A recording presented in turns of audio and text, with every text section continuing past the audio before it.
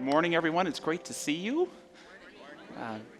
Very happy to be doing the second part of a series we've been calling Blessings Abound. And last week we talked about the gifts of giving, and today I want to talk about the greatest gift. So I'd like to begin by asking you to consider, what is the greatest gift you've ever received? What is the greatest gift you've ever received? And I can take some one or two word answers that are 1,000 people can share, and I'll share 2 seconds each. But we got there: love, life, health. I'm sorry? Thought adjuster. Well, I like those. Acceptance, good. Somebody's time, children, forgiveness, beautiful. Grandkids. No video games, no material stuff. This is great. Music, beautiful. And when I think about the greatest gift in my life, I remember some of the great presents I've received on Christmas Day. But the greatest gift, material gift that I've ever received, I actually got it at a different time. I got it from a teen program that I got to lead for several years in Huntington Beach. That's actually how I got into this teaching. My brother brought me to the church in Huntington Beach when I was 14 years old, and they had a teen program there. And it was usually 15 to 20 kids. We'd always sit in the circle. The circle was very sacred. And we would just go around and share about our lives. And there was something so powerful about it for me. There was something about being in a space that we all knew was sacred, where any of us could say anything that came to heart or mind and be accepted and appreciated in that. It was a powerful thing for a teenager. And sometimes some of the kids would say things that were bizarre, but sometimes they'd say things that were really deep and profound. And so I knew almost immediately that's what I wanted to do with my life. I wanted to create sacred spaces to talk about big ideas. I didn't know that 25 years later that would look like being a minister under a big dome here in Lakewood, Colorado. But the same rules apply. Create a sacred space where everyone's equal to talk about the big ideas. And so there was a young girl that came into the teen group. She was barely 13 years old, and she refused to talk. And she even refused the first couple weeks to sit in the circle, and she would bring this big pink backpack and just hide behind it. And after a couple of weeks, I got her to sit in the circle, and in another week or two, I actually got her to communicate a little bit with her backpack. So she'd go up and down for yes, back and forth for no. And I didn't realize till later that she had just lost her father, and she wasn't doing much talking at all. And your heart breaks, and you have teens coming in, and you really want to know you're making a difference, that you're making some sort of impact, that you're affecting them in some way. And so several weeks went by, and I remember on one particular morning, the group was over for the day, and she walked up to me, and she had in her hand a gift that she had made for me. And it was a little origami box, and I opened it up, and inside there was this little origami peace crane. And it's the greatest gift I ever received tangibly, because first, it reminded me of the deep impact we can have on one another's lives, and often not even know it. So it was a recognition that what we were doing was getting through in some way. But even more profound for me is the box and the peace crane inside. It symbolized that she was communicating to me that she was okay. That even though she was sad and suffering and didn't know how to put it into words, this peace encased in the box was a symbol that all was well with her soul.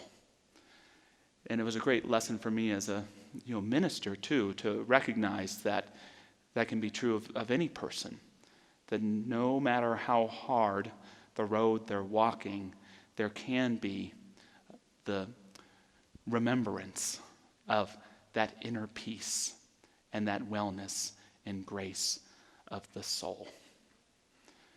And that to me is one of the aspects of the greatest gift. The realization of how deeply we're connected with one another. The realization of the impact that we have on one another's lives and the rejoicing in the blessing of that. It reminds me of a favorite passage from a novel by Marilyn Robinson called Gilead, about an old man who knows he isn't long for this world, but he's got a young son, and he's writing in his journal. And he says, "I'd never have believed I'd see a wife of mine doting a child of mine.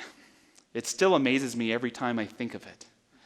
I'm writing this in part to tell you that if you ever wonder what you've done in your life, and everyone does wonder sooner or later, you have been God's grace to me. A miracle, something more than a miracle. You may not remember me very well at all, and it may seem to you to be no great thing to have been the good child of an old man in a shabby little town you will no doubt leave behind, if only I had the words to tell you." Pretty good words nonetheless. Can you think about who's been God's grace in your life?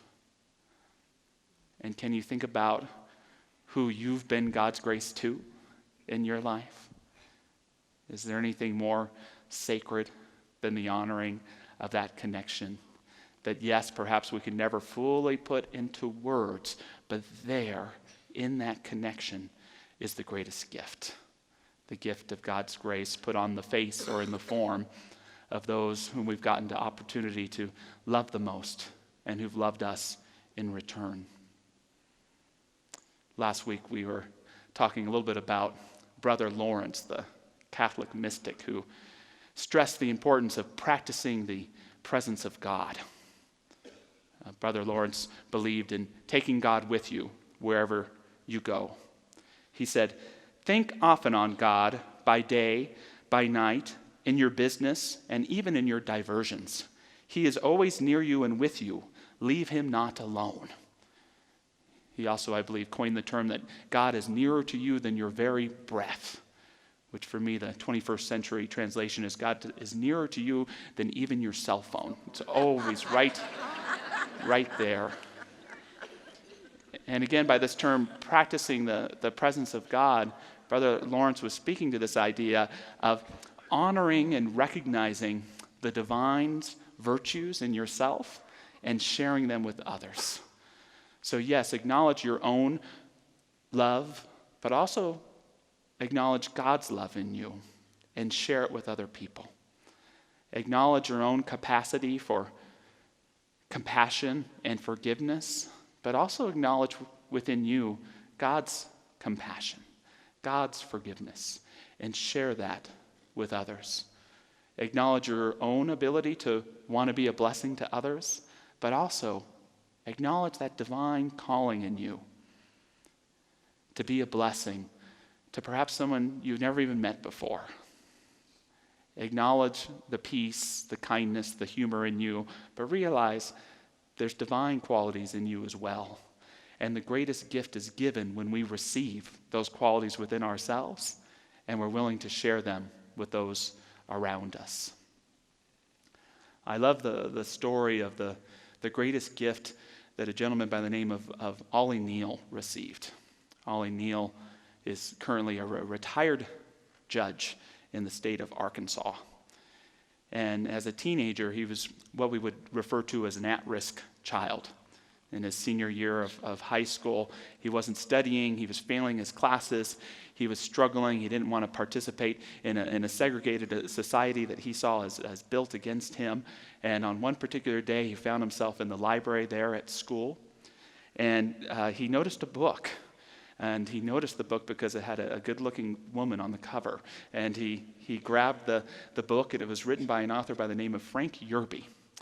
And he wanted to read it, and he realized that he would look really uncool if he checked it out, so he decided he'd steal it. So he put it in the back of his pants, and he took the book home, and he loved the book. Frank Yerby is an African-American author. And so he went back to the library a couple weeks, and he was so thrilled. There was another book from Frank Yerby there. I hadn't seen that the last time I was here, so he stole that too. And so he read that, and he did return them. And a couple weeks later, there was another book by Yerby that he hadn't seen before. Awesome. And Neil makes the point that this was the beginning of his dedication to an intellectual life, to making something of himself, to realizing the genius within and using it to serve others. He'd go on to go to law school and eventually to be a successful judge in Arkansas. And he was quite proud of himself at his 10-year high school reunion.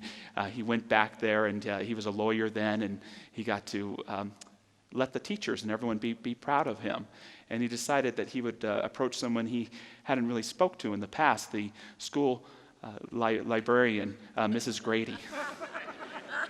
And so he went up to tell her his story, and he said, I stole a book from here. And she had a story for him as well. She saw him steal that book that day. And at first she stopped herself. He can't steal that book. And then she paused. He's too embarrassed. He's too embarrassed to check out the book. So she let him steal it. And she saw his promise. She saw who he could be. And so she got together with a friend. She said, well, if he likes that book, he's probably going to want another one. And so they drove more than 25 miles in this segregated area to get another book by this African-American author to bring it back there and just put on the shelf in hope that he might come and pick it up. And so she was thrilled when she saw that the book wasn't there one day. And they drove another 25 miles to get another book. I don't know if I believe totally in angels in the sense of these winged creatures above us somewhere. I'm very open to it, however. But I do believe that any of us can become an angel when we acknowledge the call to be a blessing for another. Any of us can embody that blessing that the divine wants to give of itself to anyone, to know their potential, to know their truth, to know their power, by simply being willing to embody that blessing and be it for another. The British thinker John Ruskin once said, there is only one power, the power to save someone. And there is only one honor, the honor to help someone. The beautiful part of Neil's story for me isn't just that he achieved great things, or that Mrs. Grady was a great librarian and a great person, but how many of us receive so many blessings that we never know how they came about. We live our lives in one story about how the way things go. Oh, I took the book and I was surprised to find another one there. But we don't realize that there's a greater narration to our plot, that there's something higher at work in our lives. How wonderful to know how someone has stepped up to be a blessing for us, or how wonderful it is to know the blessing that we've had on another that they may never realize or know about. In my life, in my ministerial career, there's a lot of things that I can explain for myself. You practice speaking, so hopefully you talk okay. Hopefully you write okay. Hopefully you're learning to listen better and better. But in the story of my ministerial career, the thing that I've never been able to put a finger on, the great blessing, is just how supported I've been. People showing up to sermons even though they stink, but seeing something in me anyways. Individuals supporting and encouraging me, seeing a truth that I couldn't even behold for myself. These are the gifts of life. This is the greatest gift, to acknowledge how deeply we're connected. The impact others have had on us and we've had the opportunity to have on others, and that deep blessing that is always present. It's never in the past. It's always present, to step into and embody and be for ourselves or another. I don't care if you've got a hole burning in your pocket because you have so much money, or you've got holes in the bottom of the feet because you're so poor. This gift is the same for all of us, to step into, to give, to use, and to receive. Last week we got to have the question of the day be, what is your favorite TV holiday special? And so this morning we get to ask, what is your favorite holiday movie? Favorite holiday movie. What do we got out there? Christmas Carol. What did I hear over here? Polar Express. Miracle on 34th Street. Love Actually. It's a Wonderful Life. No Die Hard yet. We call that the Bachelor's double feature on Christmas Eve is Die Hard and Lethal Weapon. And no Bad Santa. I can't believe it. It's not G-rated, so we can't recommend it, which I know means most of you will be renting it as soon as you get home on the TV. Any other ones? White Christmas, Elf. What I hear over there from a young person? The Grinch. Got to do the Grinch. Yes. So thank you, everybody. And for me, it's a Wonderful Life. Not only is it my favorite Christmas movie, it's my favorite movie of all time as well. Made in 1946. And what many people don't know about it is when it was released at the box office, it was considered a flop. It was released in the movies, and people didn't know what to make of this movie. How many people have seen it? Okay, most of us. What to make? Is it a comedy? Is it a drama? Gosh, it's pretty darn dark for a Christmas movie. Here you have this gentleman who's in financial ruin. He's on a bridge, and he's ready to end his own life, which for someone in 1946, just surviving perhaps the Great Depression, was probably a very relatable experience. So there was a darkness and a depth. But then there was the invention of something that popularized it. Do you know what that invention was? Television. So since it hadn't done well in the box office, the rights were cheap. So these new television stations were able to buy it, and they didn't have a lot of content, so they'd play it over and over on the holidays to the degree that it still airs once a year on ABC today. And people saw their own story in the movie. And if you remember it, the first half of the film is all about this gentleman, George Bailey, and how he sacrifices personal interests for the greater good around him in his life. David Brooks, the New York Times columnist, would once write an article that the American life is about a battle between on the road, which is all about following your own way and doing things for yourself, and It's a Wonderful Life, doing good for others. Which one's better? And he argues It's a Wonderful Life wins out. The second half of the film is all about answering that question. What would your life be like if you never existed? What would life be like if you never existed? What would happen to the people that you love and care about? Would they even exist? What would your life be if you never existed? It's a powerful question. And it's a challenging one for those of us who can get into the rational type of thinking of saying, I'm just me, I'm just one human being in a sea of trillions that have been on this earth before. I'm not of any significance. I'm just a statistic. I'm just here for a small blip of time, and that's it. Anyone ever feel that way? Yeah, sometimes. But tell that to the people that you've had an impact on. Tell the story of your insignificance to the people you've been a blessing to or have been a blessing to you. Tell that to the people who you've been God's grace to, that you're insignificant. Because the truth is, that gift of life that has been given to all of us makes us as significant as anyone ever has or ever will be. For we are all expressions of that divine life. I love how Martin Buber said it, written around the time that It's a Wonderful Life came out. He said, every person born into the world represents something new, something that never existed before, something original and unique. If there had been someone like her in the world, there would have been no need for her to be born. It's always a great shift of consciousness to see ourselves not as brought into the world, but grown out of it. That each of us has something unique to offer. That each of us, if not in the story, the long history of the world, at least in the story of the souls of who we are and of those we love, are intricate characters, are essential spirits, are great expressions of what the divine must have meant when she created you and I in this universe that we live in. We've all been given the greatest gift, and it's all up to us to receive it and to share it with others. Another fun fact about It's a Wonderful Life is that it was based on a story written by a gentleman named Philip Van Doren Stern that wasn't even published at the time. It was something that he wrote for fun and sent out as his Christmas letter that year to about 30 friends and family.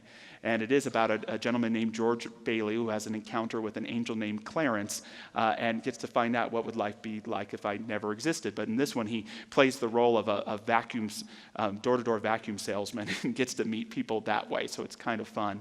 And when Frank Capra, the great director, got a hold of the story, he knew he had an important story on his hands because of that question. What would life be if you never existed? And George in the book and in the movie gets to find out. The people who wouldn't exist currently at all if we hadn't been there to save their lives. The love and the children and the relationships that would have never been built. The businesses or the projects that would have never gotten off the ground or held it together through tough times.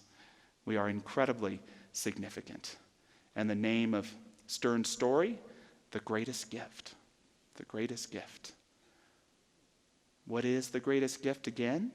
It's the impact. It's the connection we have with one another.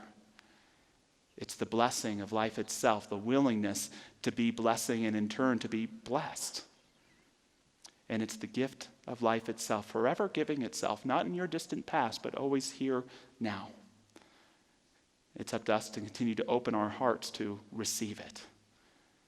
And I'm the philosophy type. I love intellectualizing about God and spirit, but I don't know if I've ever experienced divinity that way. I've only truly experienced God, spirit, divine life, when I've opened myself up to the gift of the grace of the connections, the gifts of the blessings I've received, the gift of life itself, to embody it, hopefully that much further every day. That's where the atheist in me stops. And the soul begins, that spiritual connection that binds us all. The last book Ernest Holmes ever wrote was with his brother Fenwick. Why don't we have more Fenwicks here in the world? And it was an epic poem called The Voice Celestial. And to be honest, it's not the easiest read, but there's some portions that I really love, and here's one for us today. There is no need to leave the world of men, nor to retreat to some high cave or glen. Search deep within if you would truly find the springs of life in the eternal mind. Look in yourself, and you at length shall view Creator God who hid himself in you. Within this precious bowl of alabaster is found the secret of the hidden master. Too long a dying world has longed to see the God that man and man alone can be. And of course, they mean all humankind when they say that. Give yourself the gift of taking that time to honor the connections with those people that you love the most, who've been God's grace to you, and perhaps you've been God's grace to as well. Give yourself the space in your day. I know you're really busy, but give yourself that willingness at any moment to be a blessing for someone you love, for someone you've never seen before in your life. Be a conduit to that calling to be a blessing. And even in the midst of the busyness of the season, in the cooking, in the shopping, in the news watching, in the driving, and all of the above, don't let anything distract you from honoring that gift of life itself. Give yourself the time to receive that gift. And I don't care if in this time you find yourself at the highest point or the lowest valley in your life. If you do these things, I promise you a sacred and meaningful Christmas season, holiday season, to receive that greatest gift of life in laughter or in sorrow, and all of it in one big pie altogether, to be present to this miracle of life that is most apparent right now, seeing through your eyes, speaking in your heart, and always lurking behind the busy thoughts of our minds.